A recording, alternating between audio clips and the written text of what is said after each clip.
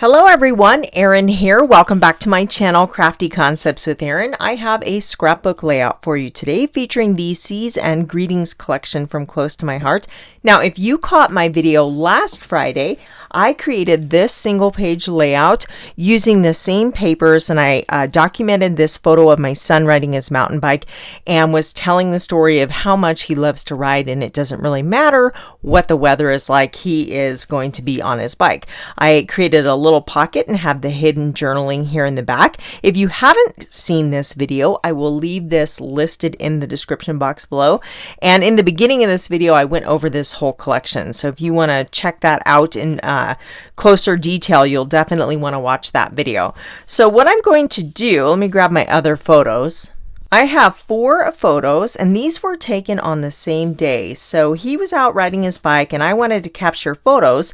So I bundled myself up and headed out for a hike in the snowy landscape. And it was December 26th. We had a white Christmas. It was so much fun. So I am going to be creating its own page, but they're going to sit next to each other in the album and look almost like a double page layout. I'm completely fine with having mismatched layouts in the album next to each other, but since these were taken the same day, they are going to sit next to each other in the album. So I thought, why not just kind of make them look cohesive? So for this story, I am documenting my border collies and their love for the snow. We go on walks all the time year round because if anyone knows border collies, they definitely need to exercise. But I just love the pure joy. I mean, look at the enthusiasm. They get the zoomies when it's fresh snow and race around. It's just too much fun. So I'm actually scrap lifting myself for this side of the layout, and hang tight to the end and I'll show you that original layout. So let me go ahead and move this out of the way. I want to bring in my VersaMat. I'm just using one since it's a single page layout.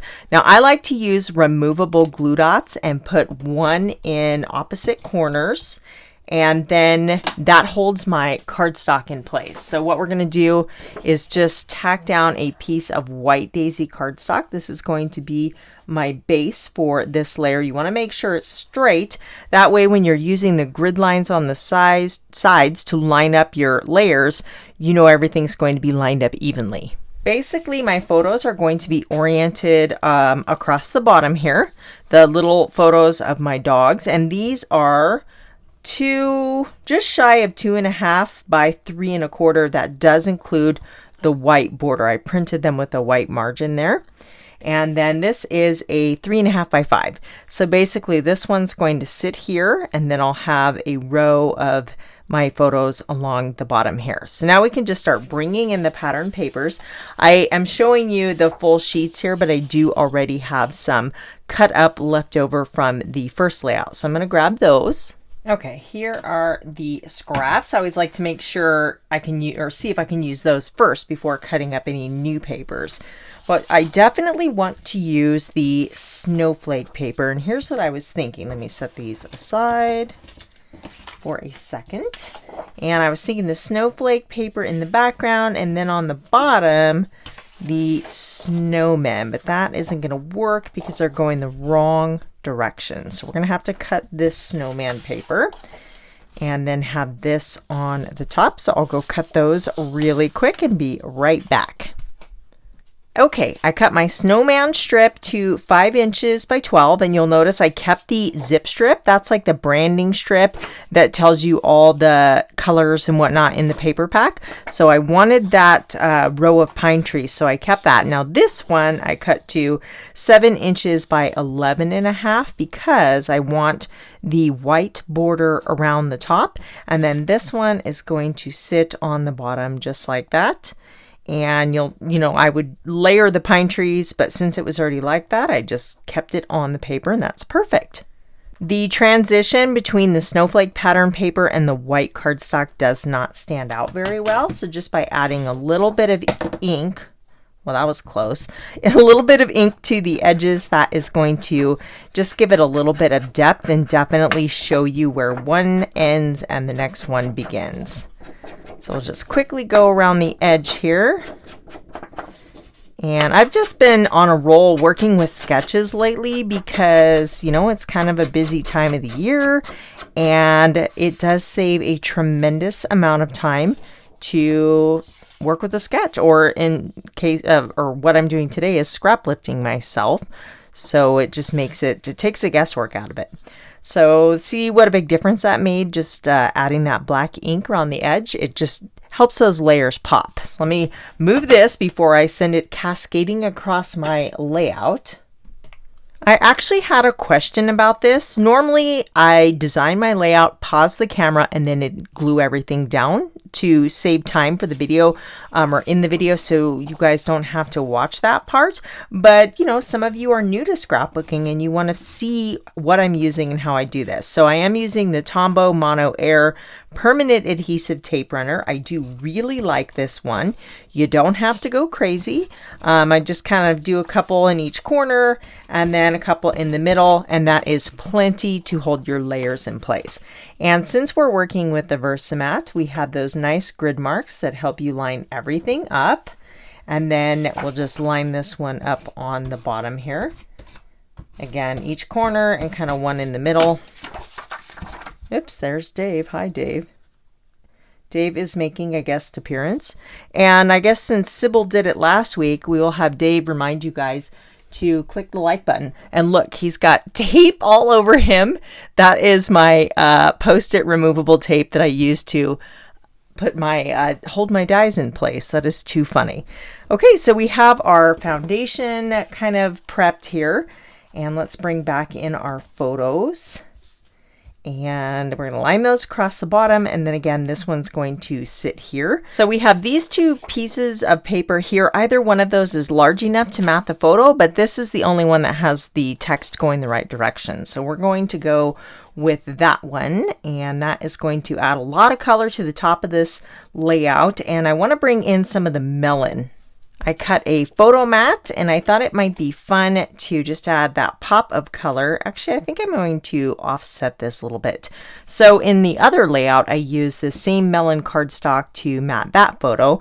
And you'll notice if you look at these pictures, they're not really standing out very well. So I did cut photo mats for these as well.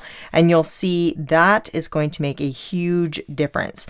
Just by adding that bold color, it really helps to separate it from the busy pattern paper in the background. Now we're ready for the fun stuff, the embellishing, right? So even though this is its own story, we're treating this as a double page layout. So let me bring this one back in, and I'm going to point out a few design concepts here. So whenever I'm creating a double page layout, I want them to be like one big 12 by 24 spread. So you're taking it all in as one. So what we've done here is we've repeated colors and pattern papers. So we have the snowmen, the snowflakes, we have this same lagoon text paper, and now we're going to introduce embellishments. So I have stamped this tree in pine ink. This is the Christmas Story scrapbooking stamp. It's a Christmas stamp, so you can make a Christmas tree. There's a star in the stand and some garland, and then a Merry Little Christmas. You can make a title, but I am just kind of using this tree to bring in that whole winter forest look.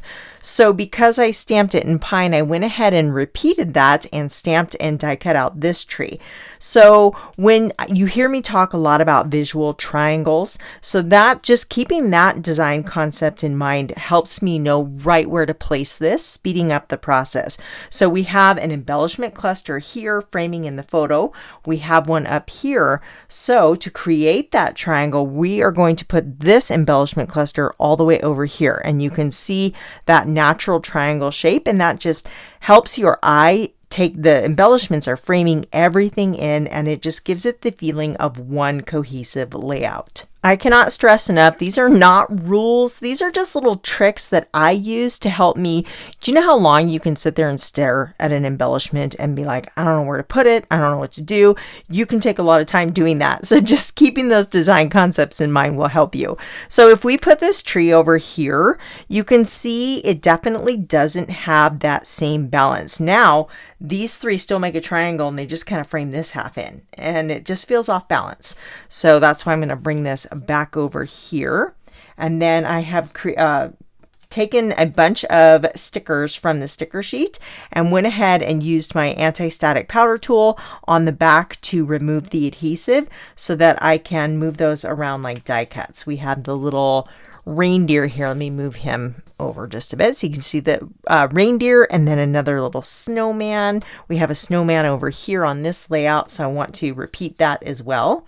And then just a bunch of word stickers, good times, joy, happy, and then I thought I might use this little journaling sticker here. So I am not quite sure. I haven't adhered these photos down yet because I may want to move those around, but for my title, I'm going to use, let me grab it.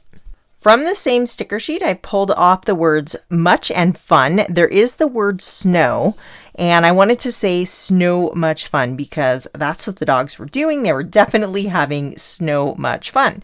But the word snow, you can see it has the same color as the background, and it doesn't pop enough for me. It kind of gets lost. So I still want to use the word snow. Now I've got a couple options. I could take my markers and I could color these. I could definitely do that, but I think I'm going to save that for another project. I have these white alphabet foam stickers, and even though they're white, I think that these are going to pop more than the ones that were the same color as the background.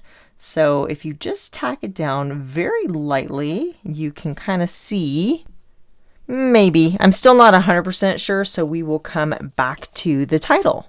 I know I want to create a little embellishment cluster up here because this corner feels a little bit open to me. And so I thought I could maybe use that there. And then I have my snowman and the deer. So maybe we could put the deer down here and kind of create a little scene. Let me bump those up just a little bit and make a little more room for the deer. Isn't he cute? And then the snowman, maybe we could put him down here just to kind of add a little something to this area down here. Do you guys remember my fall layout where I talked about, I told the story of the firewood thief, my dog Murphy stealing firewood? If you did not see that video, I will leave that listed in the description box below. But look, there he is with a piece of firewood again. It starts in the fall and it just goes all season long. It's so funny. So I don't want to cover that. So this photo here doesn't have much going on. It's just my feet and the leash because he was trying to chase my son. So he had to be on a leash. So that's going to work. I'm not covering up anything important in that photo. And then these two have lots of, branches in the background, and these two are white. So just to break that up a little bit, I'm going to switch those two. So it's not like two white backgrounds and then two branch. This way it just balances out a little bit better. What if we put a couple of these word stickers down here? So this is why I like to remove the adhesive, because I just like to see what they're going to look like on the layout before I commit to adhering them down. So that's kind of cute. I like that little cluster down there. And then we have this word happy. Maybe we can just put that over little Luna. She looks like she's smiling there. That'll be super cute. So we'll put that there. I went ahead and put the word snow on some wax paper, and that way I just get a better sense, and I do think that that's going to look good. So we can go ahead and commit. I'm going to use my T-square ruler to line that up. So this is magnetic. You can take that off, but we do want the T, and we're going to flip it over because the lip is on the top side. So flip it over, and that's going to catch on your VersaMat, and then we can just use that edge to line up our letters across the top. So I don't want that to interfere with my H there. So we'll go ahead and start backwards. That way it'll end up just where we want it. And don't push down all the way, and that way you can just really look at it and then smooth it down when you are ready to commit. So I am a big fan of die cuts for letters because I always run out of the letter I'm looking for, but these were on sale and they're kind of nice to have in your stash. I'm going to use my black lip pen journaling pen and use this little journaling spot here that already has the lines on it. I'm going to talk about how much the dogs love the snow and how they race around at high speed full of joy. Now on the tag I showed you on the opposite layout, that hidden journaling tag, there's lots of room back there. So I did add the dogs' names because that's obviously very important. I know who they are, but you know, years and years down the line, I want other people to know what dogs these were because they're, you know, they're a part of the family. So I did include that information over on that tag. I'm going to go ahead and add a little bit of adhesive to the back of this and then overlap my photos. Now I want to add a little bit more to this tag so it's not just standing alone. So I pulled a couple stickers. There's this cute little coffee cup and a snowflake sticker. And those are cute, but let me look and see. We have this little circle here, so maybe I'll just add that to the top, kind of offset there, just to add a little bit more to that embellishment cluster. And then there's a tiny little heart in the inside of this tag, and I think that's going to look good. Yep, perfect. So you can see that this layout definitely works very well. Let me move this one out of the way. Works well on its own as a standalone layout, or it works, it's very cohesive with this page. Even though they're a little bit different, they are going to look great next to each other in the album. But let me go ahead and show you the layout I scrap lifted. I created this one here on my channel a couple years ago, and I like to show these because you can see how with just switching up the papers and embellishments you get a completely different look. But I followed this layout pretty closely. We have the photos along the bottom. I didn't allow for any space, you know, there's just the white border as to where I double matted these and spread them out a little bit more, but the title's in the same place. I did use this area for journaling, but other than that, they're very similar. So it's just, you know, look through. If you find layouts in your own album that you really love, revisit them with completely different papers and recreate it and putting a fresh spin on it.